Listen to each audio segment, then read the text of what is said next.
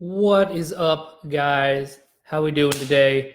Um, so I had a really interesting experience in spin class today, and I want to talk about it because it ties into a lot of the things in objective personality that I don't totally agree with, that I am always a little wary of fully endorsing. But I saw this in action today, and I was like, "Oh, I get it. I get what we're like trying to go for." And then these other people are hitting the mark or not hitting the mark or whatever. But I see so clearly what Shave is actually trying to communicate. Um, so one of my big, let's call it issues, concerns, qualms, quibbles, whatever, with objective personality is how Shave talks about alphas. I have a problem with it predominantly just because the word alpha, it's got some shitty connotations, which is not the fault of the word, but like I'm immediately biased against it whenever I hear somebody being like talking about being an alpha or alpha mindset or blah blah blah, right? My initial impulse is like, oh, we're gonna get some hot toxic nonsense. Oh boy, here we go, right? So my guard's already up a little bit. But then even breaking that down and saying, hang on, let's not unfairly criticize somebody for using a word that happens to trigger, right? That's not their fault. That's not the word's fault. We're all fine. And then I dig into it and I look at the people who historically they have talked about being alphas, and you notice a lot of trends, right? It's, the two people they talk about the most are Gary Vee and Tony Robbins, right? They talk about them all the time, and they are both double masculine lead play ExxJs. So they're doubling up on their masculine DE and their masculine SE in a savior state. And I'm like, oh, that's interesting. Okay. And then we dig a little further, and then we get like someone like Ed Milet that they talk about. Again, another double masculine. They talk about James Clear a lot, another double masculine. He doesn't come up in the alpha conversation a lot, but he is certainly somebody that they have enormous respect for. And Jocko, obviously Jocko, another double masculine. And I'm like, what the fuck is going on here? Clear, like there's some, but like there are so few double feminine alphas. I don't remember off the top of my head what Jordan Peterson's modality is. I believe he's MF. If he is MF, then he's doubling up. Like his two savior functions are masculine, right? He's masculine NE, and if he is double feminine, which I think he is, MF. I really think he has a masculine TI as well. I really want to say that he has masculine TI. So yeah, that would make him double feminine. I'm pretty sure. If I'm wrong, I'm wrong. Then throw that example out. But like sticking really with like Jocko, Ed Milet, Gary Vee, and Tony Robbins. I'm like, okay, what is happening here? Clearly, the paragon of alphaness cannot actually be the most cranked up version of like macho masculine punch you in the throat, and like that can't be right. That cannot be right. It just can't be. And so then the more I sort of kicked that around and was like, okay, well, maybe they're coming at it from this angle, maybe that angle, whatever. Wasn't quite sure what to make of it. And then I got into spin class today. So this is the second time I've been with this guy. His name is Andrew. He's fucking awesome. I love this guy. His classes are always booked up. There's always like anywhere from zero. There are 50 bikes in this room. It's a huge fucking room. And there are consistently anywhere between 0 and 2 bikes available for any given class. Like, it's nuts how popular this guy is. And finally, I decided to give him a try because I needed to get more cardio in. I'd taken a couple of spin classes. Like, one was amazing with a sub, and then the other one was just fucking garbage. And I was like, all right, if I'm going to do it, let me take the class that's like the popular class. Like, let me see clearly if this guy is selling out every class multiple times a week. Clearly, he's fucking doing something right. So I was like, all right. So I signed up for the class, and it was awesome. The first week, I wasn't, again, it was like the first class, new instructor, not really sure. But I knew I liked the guy, and I knew I got a really strong EJ vibe from him.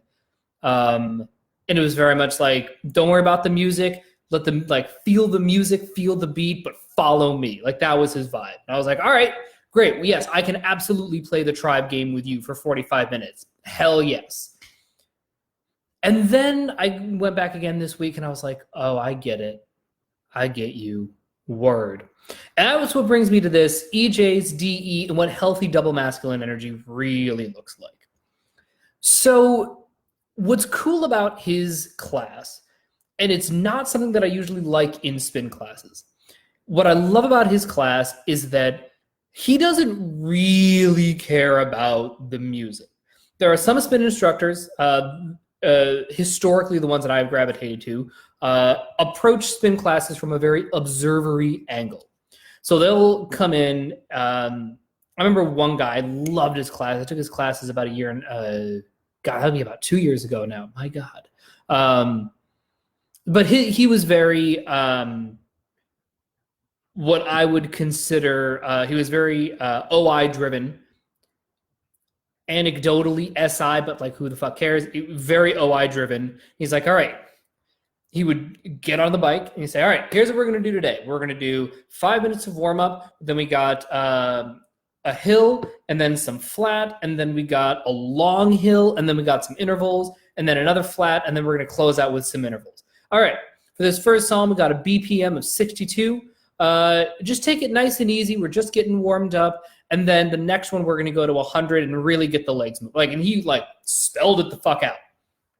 And I was like, oh, this is great. I get this, my observery brain, my inner IJ was like, oh, I get this. Yes, I understand the mechanics of what we are doing. And the ST part of me was like, ooh, I like this. There's some variety and blah, blah, blah, right? It was fantastic.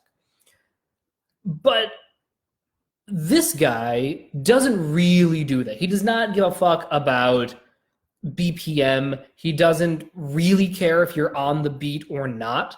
He approaches it much more from a tribe and self perspective, right? So he's in there, very much follow the leader, giving us energy, sort of counting along with the beats, sort of not. Sometimes he'll be like, all right, yes, feel that thump. Boom, boom. We got a big hill here.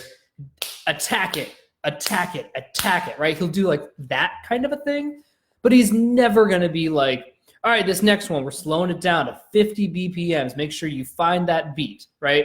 No, what he says is find your rhythm, right? Now, whether that's with the music, without the music, whatever, up, down. And again, he's really communicative. He's very, very DE centric in terms of getting everybody's attention. He's talking to us the whole time, not over talking, but actively encouraging us because he understands that if he doesn't, you need some sort of guidepost organization in any spin class, right? You can't just throw on music and say, go, right? That's not, right? I can do that myself, right? That's not why I come to spin class. You go to a fitness class because you want a little bit of that organization to your workout. And again, the organization can come from two ways, right? The observer angle is beats, rhythm, stand up, sit down, right? It's that kind of organization. But this is much more, listen to me. Don't worry about the music. Don't worry about the other people. Talk to me. Focus on me. All right, take it back, turn it down to 0, catch your breath, We're going to get right back up. All right. Give it 1/4 turn to the right. That's a totally fucking arbitrary amount to turn it, right? Because nobody in the room is going like, "Oh, I'm gonna very precise.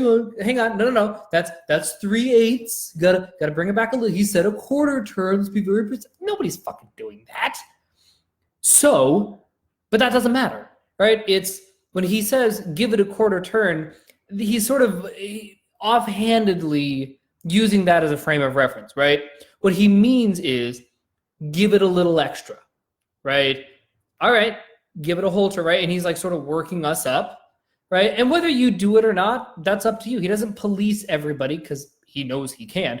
But also, the energy in this class that he creates is you came here to work, get your work done, right?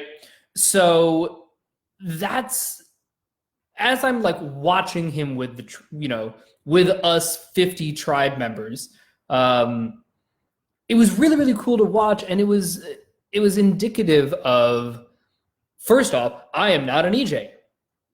I am not. That is not my default state. I appreciate it.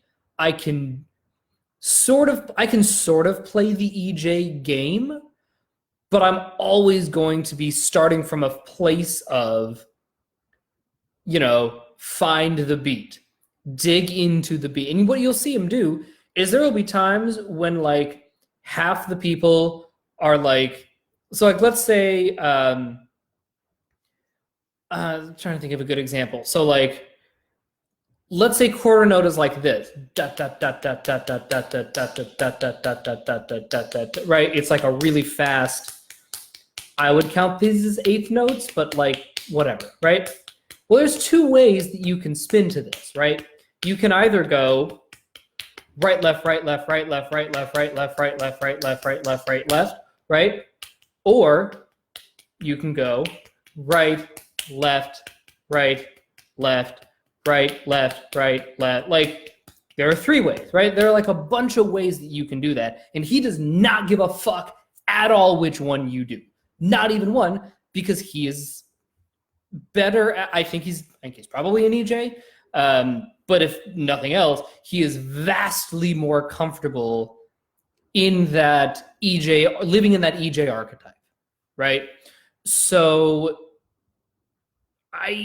what I'm getting at in all of this is playing the EJ game necessarily means balancing out your observers, right? It necessarily means I'm going to turn the music up, the hammer's going to drop, and you're just going to fucking crush it, right? Whether you're on the beat or off the beat, doesn't matter. He does not give a fuck. All he cares about is that for the next 30 seconds, you crush it, right? And he'll do this thing. I fucking love this guy. I'm obsessed with him. So what he'll do, today he did not take his shirt off. Usually he takes his shirt off, right?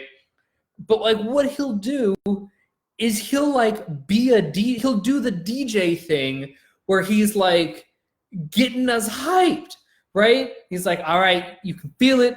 You can feel it. 3, 2, 1. Drop the hammer. Let's go. And then the beat comes in and we're like, blah, lose our fucking minds. It's fantastic, right? Like I go to the club every Sunday at 9:45, right? That's just what I do. I go to that's my club time. And it's super cool.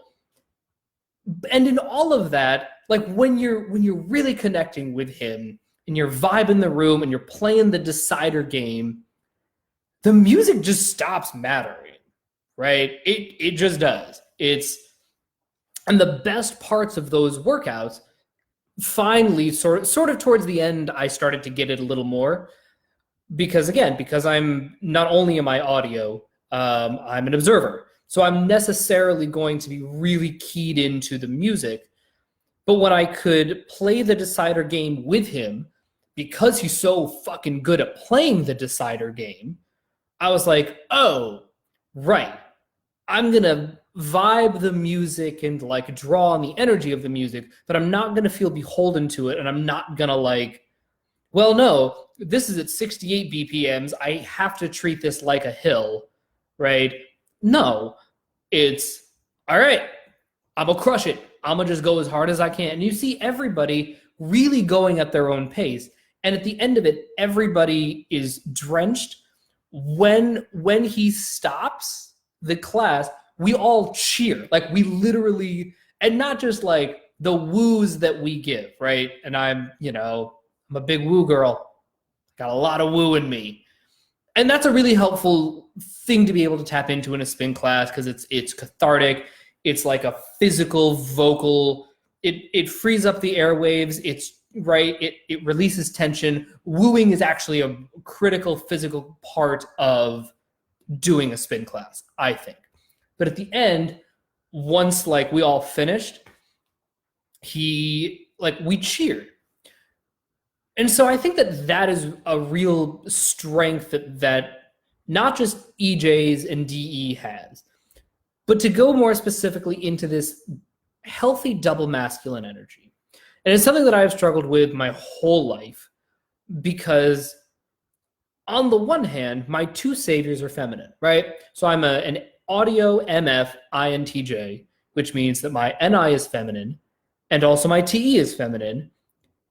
And those are my two savior animals. So like, it's very easy for me to slip into moon energy land and to live in that place because it feels like I'm in a savior state, right? But the reality is I have masculine sensory. I just do.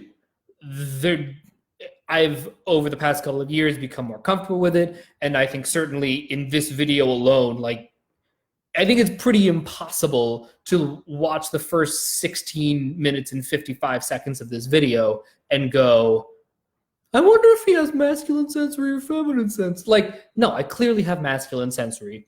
And part of my journey in life, as well as in objective personality, is to understand, what does this double masculine energy do for me? How does it serve me? How does it serve the world around me? How can I lean into it and harness it and actually use it for good rather than, getting really toxic with it? And I want to read you a quote from a friend of mine, my brilliant friend, Teresa. She's been a friend of mine for years and years. We've probably known each other now for 9 years, something like that. And she's an exceptionally smart, wise woman and totally committed to personal growth. And she has no desire to do objective personality. Like any person, she doesn't give a shit. But all of the work that she does on her own when it comes to personal growth mirrors exactly everything that we're talking about here. So she and I have really good, productive conversations about objective personality without using any objective personality terminology except sun energy and moon energy. So sun energy, again, number of different names for it. You can call that double masculine energy, or masculine energy in general. Sun energy, it's yang energy. Again, whatever you want to call it. And then moon energy is the opposite, right? So I'm sorry, I fucked that up. Erase. Sun energy is masculine energy or yang energy. Sorry about that. Yang energy, masculine energy, sun energy, those are all the same thing. Moon energy, feminine energy or yin energy, or moon energy, right? So all of those are used pretty interchangeably. I try when possible to steer towards sun and moon just because it's gender neutral and everybody has everything. But, again, we colloquially understand it as, masculine, feminine. So I'll slip into that occasionally. So here's what she said about it. We were talking about the movie Little Women, which is fucking brilliant. Oh my God. Go see it. It's great. But what we were talking about is like, what an interesting story it was because it was about women and it was about female space, and particularly Laurie's relationship with them was really, really interesting to me because he's very clearly, he has a lot of masculine energy. He lives in a masculine world. but he also has a lot of moon energy because he's fucking Timothy Chalamet, and that's just Timothy Chalamet's thing. He's got a lot of feminine energy, and so and just seeing him in that space and the stories of those four women, I just thought it was a brilliant movie. And I mentioned offhand, I was like, you know what? I think I loved it so much because boy stories tend to be really boring. I tend to not give a shit really, really fast when it's a story predominantly about men and male spaces. Not all the time. For instance, Goodfellas I could watch all day.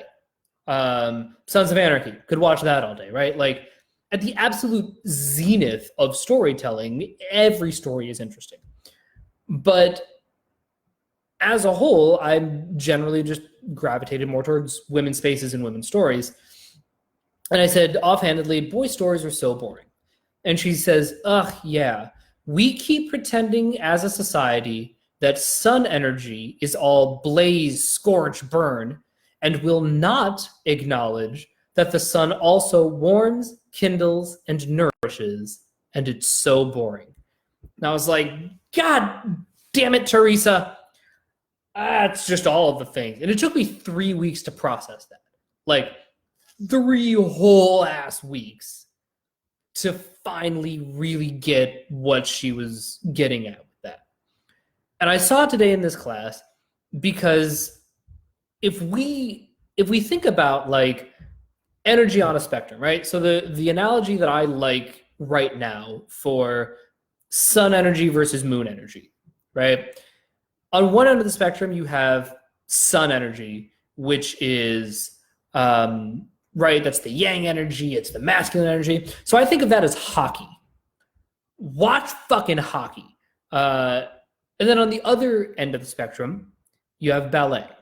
Hockey and ballet. And I said this in another video. I think it was on the YouTubes this time. Those two, like those two to me are the pinnacle of athleticism. It doesn't get better than that, right? But those are two very, very different expressions of athleticism, right? One is obviously living more in the sort of feminine, visual, flowy, right? The double feminine world. And then hockey lives in this very double masculine world, right? And again, bias-wise, culturally, just I grew up in a lot of women, female spaces. It's really, really easy to look at something like hockey and to go, oh, that's not good, right? That's so destructive. That's so bad. When in actuality, it's only really bad in excess. And I saw it really clearly today. So for sake of argument, I'm going to say that this guy is lead masculine DE, right? So he's an EJ with masculine DE, with masculine SE. I saw his masculine SE pretty clearly. I feel very confident about that. His type beyond that, I don't know. I don't give a fuck. And what I saw is how he was able to ride the line of giving us so much nourishment and encouragement and energy and intensity and attack without ever crossing the line into gross and shitty. And it was extraordinary to watch him live at sort of like this 8 to 9, right, scale from 1 to 10, to live at this 8 to 9 masculine energy level where he was just elevating the whole fucking room, and we were all on board with it.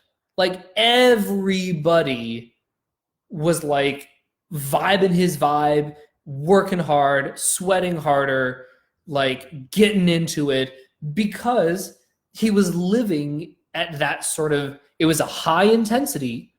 There was a lot of masculine energy in that room, musically, vocally from him, physically from him. So again, part of the reason why I feel confident saying that he has masculine sensory is when he takes off his shirt. Again, he did not take off his shirt today, and I was very upset.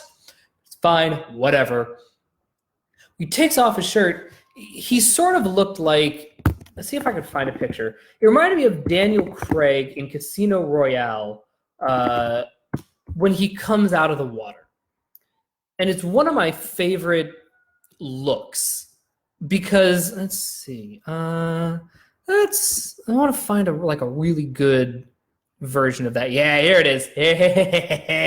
That's what the fuck I'm talking about. Nope. Let's see. But anyway, so when I'll find it, I'll post it in the comments. So what I love so much about this image and about this look is that this to me is like masculine sensory to hell, right? Because copy image address. Here we go.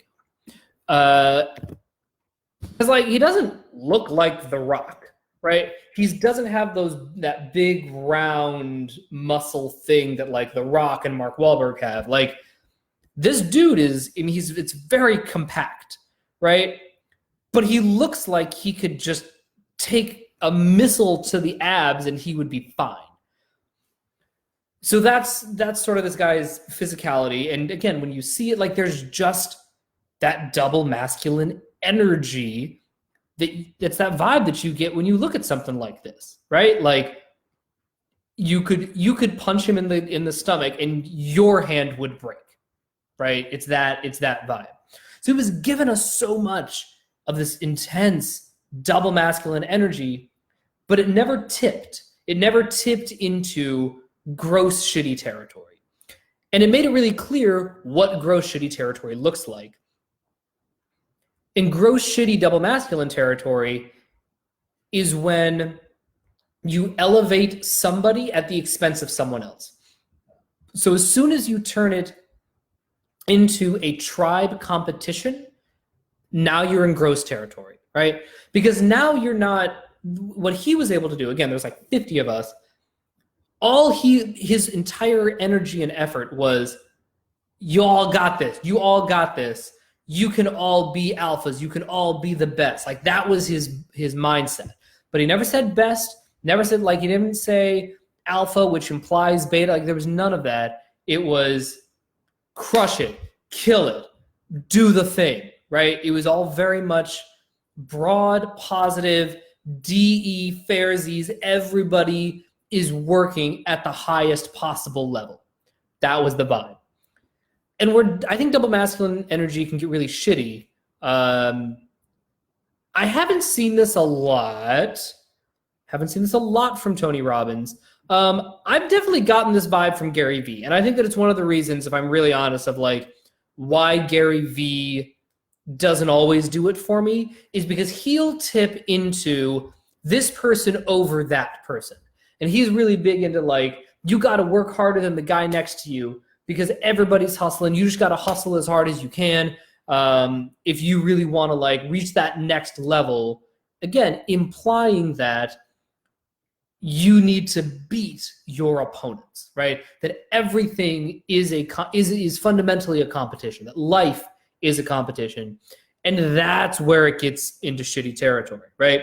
Donald Trump does the same thing. And it's why Donald Trump is so off-putting to so many, certainly to me, is because he treats things like competitions that aren't.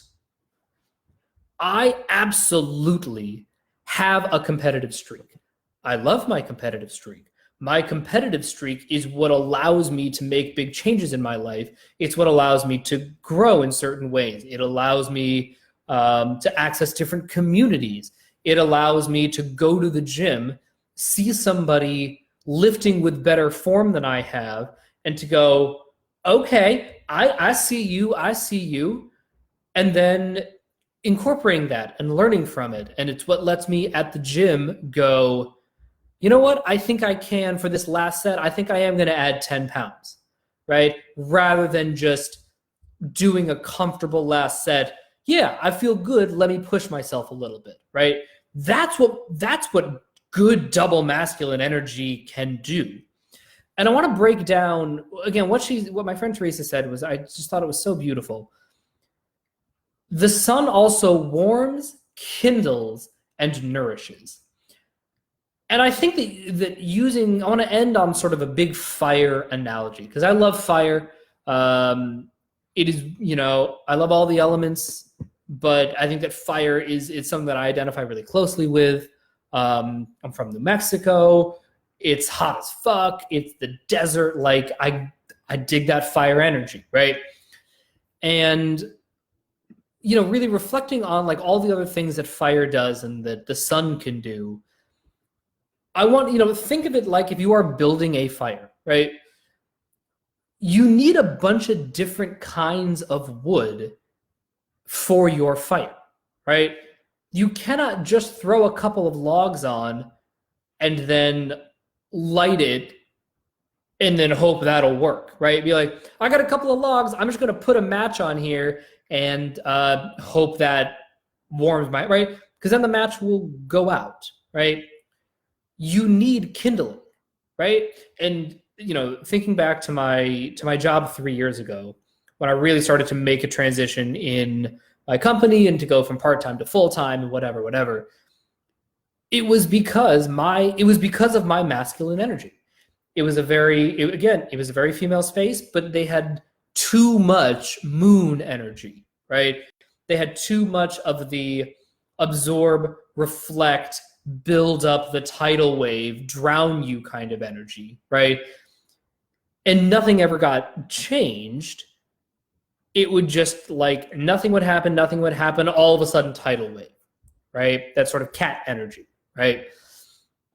What I was able to do, just naturally being myself, is I was able to go in and people would try to get things going, but there was no kindling, right? There was no, and again, incidentally, if you want to take it into really OP terms, it's because it was a culture without a lot of blast.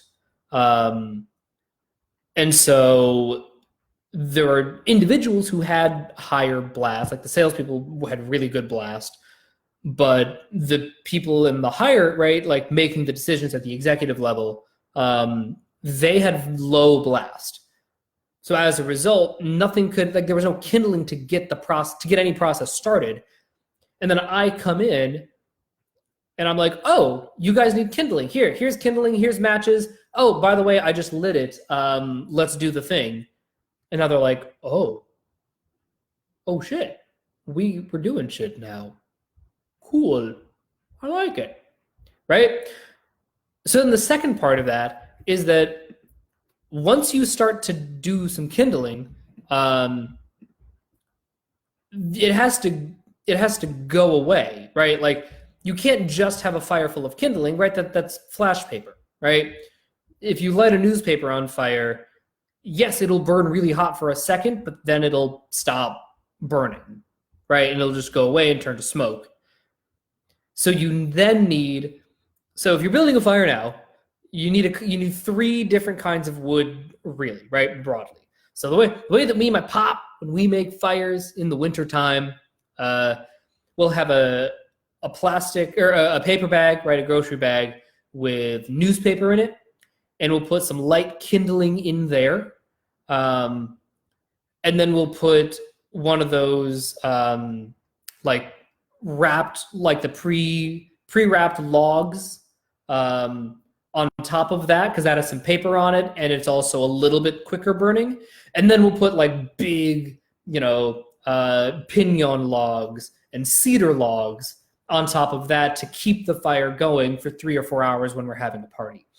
So we light the kindling, we light the paper, we light the bag, and that burns really hot, really fast, right? So that's sort of like the 10 masculine energy that you need once in a while to really spark things and get things going. But then you back that off. Now we're living at this sort of, 8 to 9 land with the second log with the paper on it. That's burning at an 8 or a 9. And then over time, that'll get to, a 7-ish. And that's really the sweet spot of, where I think that double masculine energy really wants to live, is in that sort of 7-ish range. You got the big logs, the fire's going, it's beautiful, it's blazing, the whole house is warmed, but we're not burning the house down, right? And then over time, that'll cool off. The moon energy will come in and that'll dissipate. And then depending on what you need to do, you're going to need to reignite, right? Throw another log on, maybe some more kindling, right? Again, season to taste, but you want to have that flow. And I want to end on this. I think it's really, really easy to misunderstand healthy masculinity. And one of the things that I go round and round and round with a lot of my friends about is they will point to men being kind as evidence of non-toxic masculinity. And I'm like, I don't think that's right. Like, I don't think that that's what I don't think that's what healthy masculinity looks like. I think that looks like a male who has embraced moon energy. Again, super fucking important. But I don't think it's actually what healthy masculinity looks like. You know, and people will point to Mr. Rogers and Bob Ross and Steve Irwin and Newt Scamander. There's a whole thing about Newt Scamander. And I'm like, those are all extraordinary men. Not a lot of masculine energy with those guys, right? There just isn't. They are very much in this. They are men who have embraced their feminine side. I think that someone like Terry Crews or Vin Diesel is getting closer to what non-toxic masculinity looks like. But even there's a softness to them that I think it certainly is not toxic masculinity. But again, I was like, even they don't quite hit the mark for me. And I saw a Tumblr post. It was a great Tumblr post. And it was a bunch of dudes teaching their buddy how to throw a football. He'd never thrown a football before. And they were being really like warm and encouraging and like, yeah, man, oh, you don't know how to throw a football? All right, we're going to teach you how to throw a football. And even that, I'm like, now we're getting closer. I don't think it quite gets there, but now we're getting much closer. But I think that this guy really nailed it for me. I'm like, yes, thank you for understanding that 45 minutes in a controlled environment is exactly the time to turn the double masculine energy to a 9. That's when to do it. And then in his real life, when you talk to him afterward, he doesn't suddenly turn into like double feminine Mr. Rogers.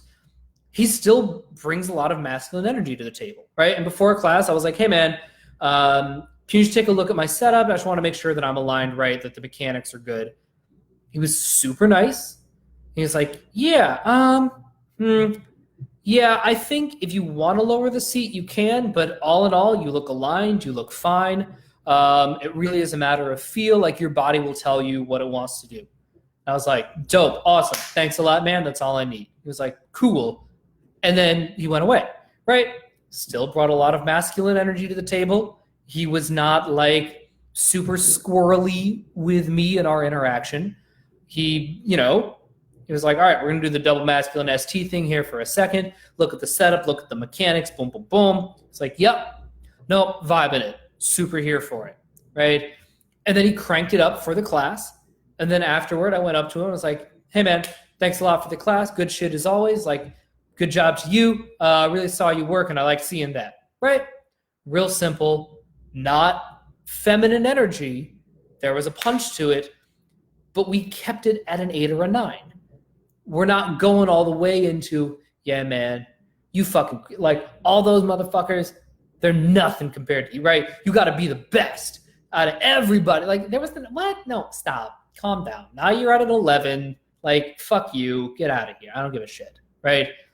But we kept it at that 8 or 9 level, and I was like, oh, okay, this is it. That is healthy that is healthy double masculine energy that isn't being tempered by a lot of moon energy in the moment. And it's about understanding, okay, we all have, like, and here's the thing, everybody has a double masculine animal, right? So I'm MF, masculine sensory, feminine TE. So my double masculine animal is my consume, my demon SE and my demon masculine FI. Okay, that's a part of me. And everybody has a double masculine animal. Everyone has a double feminine animal. We all have our inner ballerina. We all have our inner hockey player. And it's a matter of being able to navigate all of those different modes based on the situation. And what I admire so much about this guy and this particular teacher is he understood how to turn up. Like he knew himself well enough to know that he had a lot of masculine energy to bring to the table. And so he put himself in environments where that double masculine energy was appreciated and really could thrive. And I've actually signed up with a couple more fitness classes with him just because I want to learn how to grow and harness my double masculine energy. And I think he's the guy to help me do it. So that's all I got for today. Please let me know what you think in the comments below. I would love to hear your thoughts on this. As a reminder, I will post a link in the comments. Again, these videos are going to be slowly starting to phase out. I'm going to be moving these sorts of vloggy, personal growthy type videos onto the YouTube channel as soon as I have made it through all of the parts. So keep an eye out for that. And that's all I got for today. Let me know what you think, and I'll talk to you guys later. Have a wonderful Sunday. Bye.